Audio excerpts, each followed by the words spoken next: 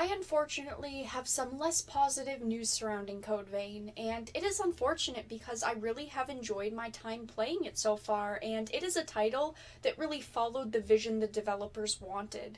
There was not a lot of changes, meaning there were no characters that were heavily changed before release, with no outfits were designed with pleasing specific audiences in mind, and now we're hearing that Bandai Namco decided to make a pretty foolish move that really only hurts their core player base.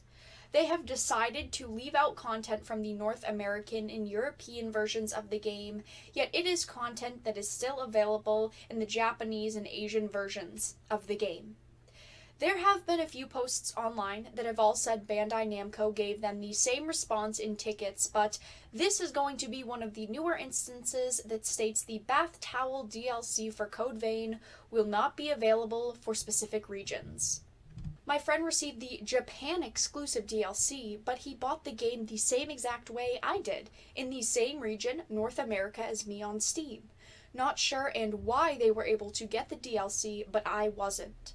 Also, I submitted a ticket to see if Bandai Namco had an explanation, and the response I got was, "Thank you for contacting the Bandai Namco Entertainment America Player Experience team. To help clarify the situation, we would like you to know that the Bath Towel DLC costume is an exclusive DLC acquired only in Japan/Asia. North American and European users cannot acquire this DLC. We hope that this information has helped in clarifying your concern. Should you have any other questions in the future, please do not hesitate to contact us again." I honestly wonder if this will be the action companies will take. Instead of forcing censorship upon characters they dislike, they just make it region exclusive DLC.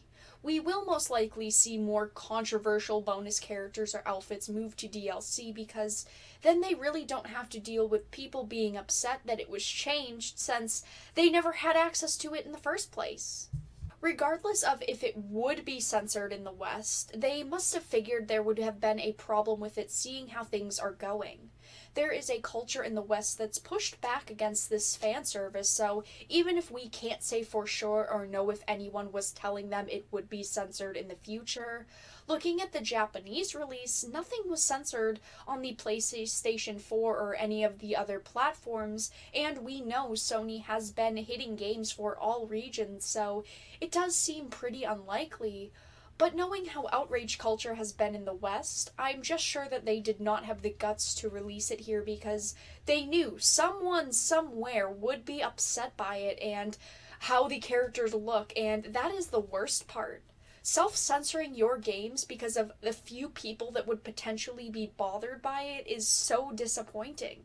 I'm sure those people saw how most of the characters looked originally and decided against buying the game anyway, so removing this really only hurts your core audience. You're punishing the people that like your game by trying to appease to those that didn't buy it in the first place.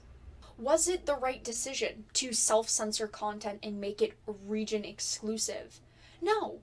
You can't let outrage culture win. You can't try to please people like this. They are only happy unless they're angry, so you're wasting your time with them. Nothing you do will ever be enough. You can change one thing, then they'll want another thing changed, and that cycle continues until there is nothing left. I'm honestly glad that players somewhere will still get the chance to enjoy this content, that it wasn't made for absolutely no reason. But as someone that purchased the deluxe edition of the game and was looking forward to paid costumes I could support on top of the Season Pass DLC, I am just disappointed with Bandai Namco and why they did this. And it's really not shocking if we're looking at how One Piece World Seeker was handled. They removed the Hot Springs DLC mission from the Western versions as well, so this could be an upwards trend that we do see from companies trying to appease to specific audiences and just trying to please everyone that they can, even though it is a waste of their time. But let everyone know your thoughts about the Code Vein situation in the comment section down below. Did you purchase it? Are you disappointed with this decision of Bandai Namco?